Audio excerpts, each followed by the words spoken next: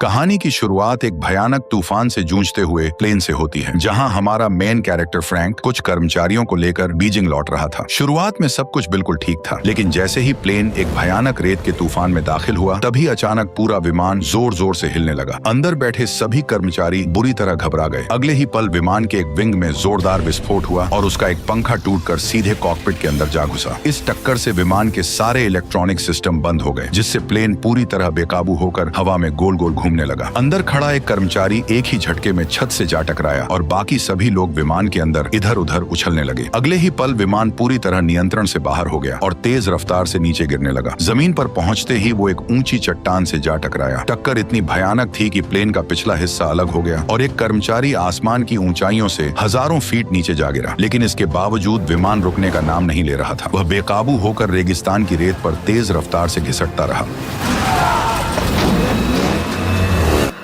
कई घंटों बाद जब सभी को होश आया तो उन्होंने देखा कि आखिरकार विमान रुक चुका है। लेकिन इस भयानक हादसे की वजह से उनके 3 साथी मौके पर ही मारे जा चुके थे और कैप्टन फ्रैंक भी गंभीर रूप से घायल था। बाहर रेत का तूफान अब भी थमने का नाम नहीं ले रहा था। ऐसे में विमान से बाहर निकलना नामुमकिन था। ऊपर से विमान के अंदर ऑक्सीजन भी लगातार कम होती जा रही थी। तभी मजबूर होकर एक साथी ने बिना सोचे समझे खिड़की तोड़ दी। लेकिन अगले ही पल तेज रफ्तार से रेत अंदर भरने लगी। तभी सबको एहसास हुआ कि उनका पूरा विमान रेत के नीचे दब चुका है। कुछ देर बाद तूफानी हवाओं ने रेत हटानी शुरू कर दी और देखते ही देखते पूरा विमान दोबारा नजर आने लगा। बचे हुए सभी लोग डरते डरते प्लेन से बाहर निकले। बाहर आते ही उन्होंने सबसे पहले खाने पीने के सामान की जांच की। तभी उन्हें एक डरावना सच पता चला। उनके पास सिर्फ 1 महीने का राशन और पीने का पानी ही बचा था। कैप्टन ने मैप देखकर सभी को बताया कि उनका विमान चीन के एक ऐसे अनजान रेगिस्तानी इलाके में क्रैश हुआ है, जहां दूर दूर तक किसी इंसान का नामो निशान तक नहीं है। सबसे बड़ी परेशानी यह थी कि उनके पास कोई भी रेडियो सिग्नल नहीं बचा था, जिससे वे किसी को अपनी मदद के लिए बुला सकें। इसी बीच एक गंजा आदमी आगे आया और बोला कि वह पैदल चलकर इस रेगिस्तान से बाहर निकल सकता है, क्योंकि वो पहले कई बार ट्रैकिंग कर चुका है। लेकिन तभी रेडी नाम के एक आदमी ने उसे रोक दिया। उसने बताया कि अभी जुलाई का महीना चल रहा है और इस रेगिस्तान में जुलाई साल का सबसे तपता हुआ महीना माना जाता है। उसने समझाया कि अगर कोई यहाँ से 1 गिलास पानी पीकर भी निकले तो रास्ते में उसके शरीर से उससे 10 गुना ज्यादा पसीना निकल जाएगा। ये सुनते ही गंजे को भी समझ आ गया कि इस रेगिस्तान को अकेले पार करना लगभग नामुमकिन है। इसके बाद सभी ने मिलकर अपने मारे गए तीनों साथियों को रेगिस्तान की रेत में दफना दिया। यह पल हर किसी के लिए बेहद दर्दनाक था, क्योंकि अब उन्हें समझ आ चुका था कि उनकी असली जंग तो अब शुरू होने वाली है। उस रात सभी लोग थक हार कर प्लेन के अंदर ही सो गए। उन्हें उम्मीद थी कि अगले दिन कोई नया रास्ता निकल आएगा। लेकिन आधी रात को जैसे ही डेविस वॉशरूम जाने के लिए प्लेन से बाहर निकला, तभी रेगिस्तान में तेज आंधी चलने लगी। अचानक उसका पैर एक पत्थर से टकराया और उसका संतुलन बिगड़ गया। वह रेत के टीले से फिसलता हुआ सीधे एक गहरी खाई में जा गिरा। धूल भरी आंधी की वजह से उसे कुछ भी दिखाई नहीं दे रहा था। उसने मदद के लिए जोर जोर से आवाज लगानी शुरू कर दी, लेकिन तेज हवाओं ने उसकी हर चीख दबा दी। अगली सुबह जब सभी लोगों की आंख खुली तो पता चला कि डेविस गायब था। ये सुनते ही सभी घबराकर उसे चारों तरफ ढूंढने लगे, लेकिन काफी देर तक तलाश करने के बाद भी उसका कहीं कोई निशान नहीं मिला। दरअसल रात में आए भीषण रेत के तूफान में डेविस जिंदा ही रेत के नीचे दब चुका था। लेकिन इस सच्चाई से पूरी तरह बेखबर उसका सुपरवाइजर जोर जोर से उसका नाम पुकारने लगा। वह तुरंत उसे ढूंढने के लिए बाहर निकलने ही वाला था कि तभी एक और भीषण रेत का तूफान सीधे उनकी तरफ बढ़ने लगा। मजबूरन बाकी लोगों ने उसे पकड़कर वापस विमान के अंदर खींच लिया। तूफान थमने के बाद साथी के गायब होने से पूरे ग्रुप में बेचैनी फैल गई। इसी बीच 2 पैसेंजर्स चुपके से कुछ पानी की बोतलें लेकर रेगिस्तान से निकलने की तैयारी करने लगे। लेकिन तभी कैप्टन ने उन्हें देख लिया। उसने सख्त लहजे में कहा कि यहाँ से कोई भी पानी की एक बूंद भी नहीं ले जाएगा। देखते ही देखते बात इतनी बढ़ गई कि दोनों के बीच हाथापाई शुरू हो गई और इसी धक्का मुक्की में पानी की बोतल लोहे के पाइप से टकराकर फूट गई, जिससे उनका बचा हुआ सारा पानी रेगिस्तान की रेत में बर्बाद हो गया। ये देखकर सभी लोगों का गुस्सा और भड़क उठा। तभी इलियट नाम का एक आदमी आगे आया। उसने किसी तरह सबको शांत कराया और कहा कि उसके पास यहाँ से जिंदा निकलने का एक तरीका है। उसने बताया कि वह पिछले कई दिनों से टूटे हुए प्लेन की बारीकी से जांच कर रहा था। उसका कहना था कि अगर सभी लोग साथ दें तो उसी विमान के मलबे से एक छोटा प्लेन बनाया जा सकता है। ये सुनकर कैप्टन ने हैरानी से पूछा कि उसे प्लेन के बारे में कितनी जानकारी है। एलियट ने पूरे आत्मविश्वास से जवाब दिया कि वह पहले भी कई विमान डिजाइन कर चुका है और इस टूटे हुए विमान से भी एक नया विमान तैयार कर सकता है। उसकी बात सुनते ही सभी के अंदर उम्मीद की एक नई किरण जाग उठी। सभी लोग इलियट का साथ देने के लिए तैयार हो गए, लेकिन कैप्टन अब भी अपनी बात पर अड़ा रहा। उसका कहना था कि बिना जरूरी सामान के इस रेगिस्तान में प्लेन बनाना नामुमकिन है। उसके मुताबिक इससे सिर्फ समय और राशन की बर्बादी होगी। लेकिन अगली सुबह एक नई मुसीबत सामने आ गई। लिडल नाम का उनका एक साथी बिना किसी को बताए अचानक गायब हो चुका था। यह खबर मिलते ही कैली तुरंत उसे ढूंढने के लिए निकलने लगी, लेकिन कैप्टन ने उसे वहीं रोक दिया। वह खुद पानी की एक बोतल लेकर अकेले उसकी तलाश में निकल पड़ा। चलते चलते वह उस जगह पहुंचा जहां प्लेन का पिछला हिस्सा चट्टानों से टकराया था। वहीं उसकी नजर उस आदमी की लाश पर पड़ी जो हादसे के वक्त प्लेन से बाहर जा गिरा था। करीब जाकर देखने पर कैप्टन के होश उड़ गए। उस आदमी के शरीर से सारे कपड़े गायब थे और पूरी बॉडी गोलियों के निशानों से भरी हुई थी। तभी लिडल भी वहीं पहुंच गया जिसकी तलाश में कैप्टन यहाँ तक आया था। लिडल ने बताया कि वह अपनी घड़ी लेने वापस आया था। वह घड़ी उसे उसकी गर्लफ्रेंड ने गिफ्ट की थी, लेकिन जब उसने लाश की कलाई देखी तो घड़ी गायब थी। उसी पल उसे समझ आ गया कि इस सुनसान रेगिस्तान में उनके अलावा भी कोई मौजूद है और वह इतना बेरहम है कि उसने एक मरे हुए इंसान पर कई गोलियां चलाई और उसकी घड़ी छीनकर वहां से फरार हो गया। ये सुनकर कैप्टन तुरंत उसे वापस चलने के लिए कहने लगा, लेकिन लिडल ने उससे पूछा कि आखिर वह नया प्लेन बनाने के खिलाफ क्यों है। कैप्टन ने साफ कहा कि वह लोगों को झूठी उम्मीद नहीं देना चाहता है, क्योंकि उसे यकीन था कि वह प्लेन कभी उड़ नहीं पाएगा। इस पर लिडल ने एक ऐसी बात कही जिसने कैप्टन की पूरी सोच बदल दी। उसने कहा, अगर हम किसी को खुशी नहीं दे सकते तो कम से कम उसकी जीने की उम्मीद तो नहीं छीननी चाहिए। लिडल की यह बात सीधे कैप्टन के दिल में उतर गई। आखिरकार उसने भी नया प्लेन बनाने का फैसला कर लिया। जब दोनों वापस कैंप पहुंचे तब कैप्टन ने एलियट से कहा कि अब सभी लोग उसके साथ मिलकर नया प्लेन बनाएंगे। यह सुनकर सबके चेहरों पर फिर से उम्मीद लौट आई। इसके बाद सभी लोग एलियट के इशारों पर टूटे हुए प्लेन के मलबे से नया प्लेन बनाने में जुट गए। लेकिन रेगिस्तान की भीषण गर्मी ने उनका काम और मुश्किल बना दिया। दिन में बाहर काम करना अपनी जान जोखिम में डालने जैसा था, इसलिए उन्होंने फैसला किया कि वे सब लोग दिन में आराम करेंगे और पूरी रात काम करेंगे। इस सब की पूरी जिम्मेदारी कैप्टन ने संभाल ली ताकि हर चीज सही समय पर हो। उन्होंने प्लेन के पास आग जलाई और एक छोटे जनरेटर से रात में रोशनी का इंतजाम कर लिया। लेकिन एक रात वेल्डिंग करते समय कुछ चिंगारियां सीधे फ्यूल के ड्रम पर जा गिरी और तभी अचानक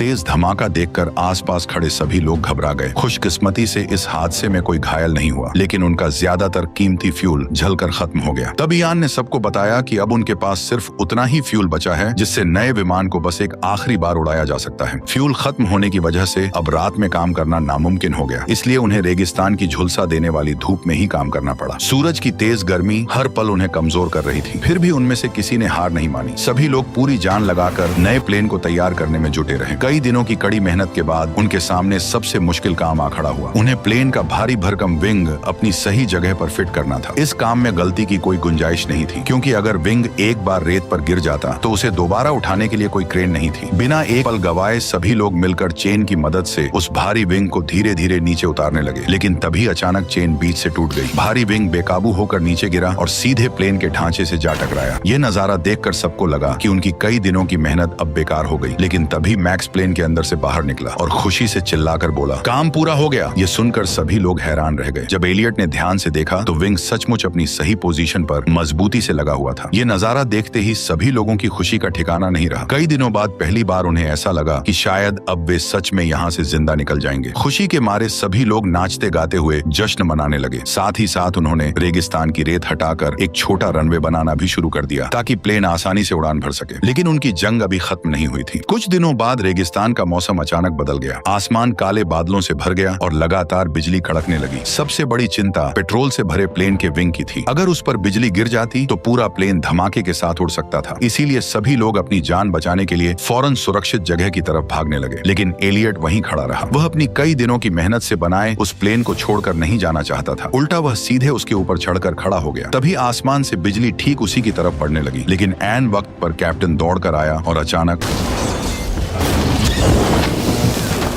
इस तरह कैप्टन ने एलियट की जान बचा ली, क्योंकि वो जानता था अगर एलियट मर गया तो इस प्लेन को पूरा बनाना नामुमकिन हो जाएगा। तूफान गुजरने के बाद सभी ने मिलकर अपने नए प्लेन का नाम फिनिक्स रखा। हालांकि अभी उस पर थोड़ा काम बाकी था। इसी बीच उनका पीने का पानी भी तेजी से खत्म हो रहा था। इसीलिए केली आखिरी उम्मीद लेकर पानी की तलाश में निकल पड़ी। लेकिन कुछ ही दूर जाकर उसे एक ऐसा नजारा दिखा जिसने उसके होश उड़ा दिए। वह बिना एक पल गवाए दौड़ती हुई अपनी टीम के पास लौट आई। रात होते ही कैप्टन अपने दो साथियों के साथ दूरबीन लेकर वहां पहुंचा। तभी उसने देखा कि रेगिस्तान रेगिस्तान में कुछ दूरी पर कई टेंट लगे हुए हैं। कैप्टन और मार्क ने ध्यान से देखा तो समझ गए कि वे साधारण लोग नहीं हैं। वे खतरनाक लुटेरे हैं जो रेगिस्तान के रास्ते हथियारों की तस्करी करते हैं। कैप्टन ने कहा कि अब पानी का इंतजाम करने का सिर्फ एक ही रास्ता बचा है, उन्हें उन्हीं लुटेरों के पास जाकर मदद मांगनी होगी। लेकिन एलियट ने तुरंत ऐसा करने से मना कर दिया। उसने कहा कि उन लोगों के पास खतरनाक हथियार हैं। अगर कैप्टन के साथ कुछ हो गया तो फीनिक्स को पूरा बनाना नामुमकिन हो जाएगा। फिर भी कैप्टन के कहने पर उसके कुछ साथी लुटेरों की तरफ निकल पड़े। वहीं सुरक्षा के लिए कैप्टन अपने एक साथी के साथ कुछ दूरी पर एक बड़ी चट्टान के पीछे छिप गया ताकि जरूरत पड़ने पर कवर फायर दे सके। उधर जैसे ही उनके साथी पानी मांगने के लिए आगे बढ़े तभी एक लुटेरे ने बिना उनकी बात सुने ही सीधे उन पर फायरिंग शुरू कर दी, जिससे उनका एक साथी मौके पर ही मारा गया। ये देखते ही कैप्टन और उसके साथी ने भी जवाबी हमला शुरू कर दिया। कुछ ही देर में लगभग सारे लुटेरे वहीं ढेर हो गए। हालांकि एक लुटेरा घायल हालत में वहां से भाग निकला। कैप्टन चाहता तो उसे आसानी से मार सकता था, लेकिन उसने गोली नहीं चलाई क्योंकि वह कातिल नहीं बनना चाहता था। इसी बीच कैप्टन मारे गए लुटेरों की तलाशी लेने लगा। तभी उसकी नजर एक लुटेरे की कलाई पर बंधी घड़ी पर गई। उसने देखा कि यह वही घड़ी थी जो लिडल की गर्लफ्रेंड ने उसे गिफ्ट की थी। अब सबको पूरी सच्चाई समझ आ गई। प्लेन क्रैश के बाद जिस मरे हुए साथी की लाश पर गोलियां चलाई गई थी और जिसकी घड़ी लूट ली गई थी, उसे लूटने वाले कोई और नहीं बल्कि यही लुटेरे थे। इसके बाद वे एक घायल लुटेरे को पकड़कर अपने कैंप में ले आए। ग्रुप के कुछ लोग उसे वहीं मार देना चाहते थे क्योंकि उसके साथियों ने उनके एक दोस्त की जान ले ली थी, लेकिन कैप्टन ने ऐसा करने से साफ इनकार कर दिया। इसी बात को लेकर पूरी टीम के बीच जोरदार बहस छिड़ गई। तभी एलियट ने अचानक बंदूक निकाली और घायल लुटेरे को गोली मार दी। ये देखकर कैप्टन का गुस्सा फूट पड़ा। दोनों के बीच जोरदार बहस शुरू हो गई। एलियट ने सारा दोष कैप्टन पर डाल दिया। उसने कहा कि अगर कैप्टन की गलती न होती तो वे इस रेगिस्तान में कभी नहीं फंसते। उसने यह भी याद दिलाया कि उसने पहले ही लुटेरों के पास जाने से मना किया था, लेकिन कैप्टन ने उसकी एक नहीं सुनी और उसी फैसले की वजह से उनका एक और साथी मारा गया। यह सुनते ही कैप्टन अपना आपा खो बैठा। गुस्से में उसने एलियट के चेहरे पर जोरदार मुक्का जड़ दिया। उस एक मुक्के ने एलियट की ईगो को हर्ट कर दिया। वह गुस्से में सबके सामने साफ साफ बोल दिया कि अब वह फीनिक्स पर एक मिनट भी काम नहीं करेगा। यह सुनते ही पूरे ग्रुप में खलबली मच गई क्योंकि सभी जानते थे कि अगर एलियट ने साथ छोड़ दिया तो फीनिक्स कभी पूरा नहीं बन पाएगा। आखिरकार सबकी जान बचाने के लिए कैप्टन को उसके सामने झुकना पड़ा। वह खुद एलियट के पास गया और उससे माफी मांगते हुए बोला कि अब से वह उसकी हर बात बिना कोई सवाल किए मानेगा। कैप्टन की बात सुनकर आखिरकार एलियट का गुस्सा शांत हो गया और वह एक बार फिर फीनिक्स को पूरा बनाने में जुट गया। लेकिन काम शुरू होते ही लुटेरे एक बार फिर वहां आ पहुंचे। इस बार उन्होंने हमला करने की बजाय इंतजार करना बेहतर समझा। उन्हें मालूम था कि अब कैप्टन की टीम के पास उन्हीं की बंदूकें थीं, इसलिए उन्होंने सोचा कि जैसे ही इन लोगों का राशन और पानी खत्म होगा पूरी टीम खुद ब खुद कमजोर पड़ जाएगी और तब उन पर हमला करना बहुत आसान हो जाएगा। उधर बढ़ते खतरे को देखकर टीम ने फीनिक्स को तैयार करने की रफ्तार और बढ़ा दी। आखिरकार कई दिनों की जी तोड़ मेहनत के बाद फीनिक्स पूरी तरह तैयार हो गया। लेकिन तभी कैप्टन के हाथ एक पुरानी मैगजीन लगी। उसमें छोटे छोटे प्लेन के कई मॉडल छपे हुए थे। उन्हें देखते ही कैप्टन के होश उड़ गए क्योंकि फीनिक्स का डिजाइन उन्हीं मॉडल्स से मिलता जुलता था। अगले ही पल एलियट का सबसे बड़ा राज सबके सामने आ गया। शुरुआत में वह जिन प्लेन की बात कर रहा था वे असली नहीं बल्कि बच्चों के उड़ने वाले मॉडल प्लेन थे। एलियट पूरी जिंदगी सिर्फ रिमोट कंट्रोल मॉडल प्लेन ही डिजाइन करता आया था। उसने आज तक कभी कोई असली उड़ने वाला प्लेन बनाया ही नहीं था। यह सच सामने आते ही सबका गुस्सा फूट पड़ा। इयान नाम का एक साथी तो गुस्से में सीधे एलियट के माथे पर बंदूक तान कर खड़ा हो गया। वह चिल्लाकर बोला कि एलियट इतने दिनों से सबकी जिंदगी के साथ खेल कर रहा था। उसके मुताबिक यह कबाड़ जैसा प्लेन कभी उड़ ही नहीं सकता है। लेकिन एलियट के चेहरे पर जरा भी डर नहीं था। उसे अपने डिजाइन पर पूरा भरोसा था। वो फुल कॉन्फिडेंस के साथ बोला कि उसका बनाया हुआ प्लेन जरूर उड़ेगा। तभी कैप्टन ने बीच में आकर समय रहते इयान को गोली चलाने से रोक दिया। उसी वक्त रेगिस्तान में फिर से तेज आंधी चलने लगी। हवा का दबाव इतना बढ़ गया कि फीनिक्स अपने आप हल्का हल्का ऊपर उठने लगा। ये देखकर सबको यकीन हो गया कि एलियट का डिजाइन सचमुच काम कर सकता है। लेकिन अगले ही पल आंधी और भी भयानक हो गई। देखते ही देखते पूरा फीनिक्स रेत के नीचे दब गया। मौसम शांत होने पर सबने रेत में दफन अपना प्लेन देखा और उनकी सारी खुशी एक बार फिर मायूसी में बदल गई। रेत में दबा फीनिक्स देखकर सबको लगने लगा कि उनकी सारी मेहनत बेकार हो चुकी है। अब शायद वे फीनिक्स को कभी भी रेत से बाहर नहीं निकाल पाएंगे। लेकिन तभी कैप्टन आगे आया। उसने कहा कि उन्होंने अपना खून पसीना बहाकर फीनिक्स बनाया है और अब वे इसे हर हाल में उड़ाकर ही यहाँ से निकलेंगे। कैप्टन ने सबको याद दिलाया कि उनका परिवार बेसब्री से उनका इंतजार कर रहा है और वे अपने साथियों की कुर्बानी को यूं ही बेकार नहीं जाने देंगे। कैप्टन की बातों ने पूरी टीम में फिर से जान डाल दी। सभी लोग पूरी ताकत से जुट गए। उन्होंने कुछ ही मिनटों में मिलकर फीनिक्स को रेत से बाहर निकाल लिया और धकेल कर रनवे तक ले आए। सब कुछ तैयार होने के बाद कैप्टन पहली बार फीनिक्स का इंजन स्टार्ट करने पहुंचा। सभी लोग बेसब्री से उसके चालू होने का इंतजार कर रहे थे। लेकिन तभी इंजन के अंदर एक छोटा सा धमाका हुआ। उसकी तेज आवाज दूर बैठे लुटेरों तक भी पहुंच गई और अगले ही पल फीनिक्स का इंजन फिर बंद हो गया। ये देखकर सबकी सांसें थम गईं। लेकिन कैप्टन ने हार नहीं मानी। उसने दोबारा इंजन स्टार्ट करने की कोशिश की, मगर हर बार इंजन कुछ सेकंड चलता चलता और फिर बंद हो जाता। ये देखकर एलियट समेत सभी लोगों की उम्मीद टूटने लगी। उन्हें लगने लगा कि शायद उनका आखिरी मौका भी खत्म हो गया है। लेकिन कैप्टन ने एक आखिरी कोशिश की और इस बार फीनिक्स का इंजन जोरदार गूंज के साथ पूरी तरह स्टार्ट हो गया। ये देखते ही सभी खुशी से झूम उठे। इंजन की गूंज दूर बैठे लुटेरों तक भी पहुंच गई। वे तुरंत घोड़ों पर सवार हुए और बंदूकें लेकर फीनिक्स की तरफ दौड़ पड़े। इधर सभी लोग फौरन प्लेन पर चढ़ गए और उसके विंग्स को कसकर पकड़ लिया। दरअसल एलियट ने फीनिक्स को एक अलग ही तरीके से डिजाइन किया था। उसमें अंदर बैठने की कोई जगह नहीं थी। उन्होंने टूटे हुए बड़े विमान के हिस्सों से सिर्फ उड़ने लायक हल्का ढांचा तैयार किया था ताकि बहुत कम फ्यूल में भी वह इस रेगिस्तान से बाहर निकल सके। फीनिक्स रनवे पर पूरी रफ्तार से दौड़ने लगा। उधर पीछे से लुटेरे लगातार गोलियां बरसा रहे थे। इसी फायरिंग के बीच प्लेन के एक विंग में खराबी आ गई। ये देखते ही एलियट बिना देर किए पीछे की तरफ पहुंच गया। उसने अपनी जान जोखिम में डालकर उड़ते प्लेन में ही उस खराबी को ठीक करना शुरू कर दिया। तभी रनवे भी खत्म हो गया और फीनिक्स सीधे एक गहरी घाटी की ओर बढ़ने लगा। उनके पास रुकने का कोई रास्ता नहीं था क्योंकि पीछे लुटेरे लगे हुए थे। अगले ही पल प्लेन सीधे घाटी में जा गिरा। यह देखकर पीछा कर रहे लुटेरे वहीं रुक गए। उन्हें पूरा यकीन हो गया कि फीनिक्स अब खत्म हो चुका है। लेकिन अगले ही पल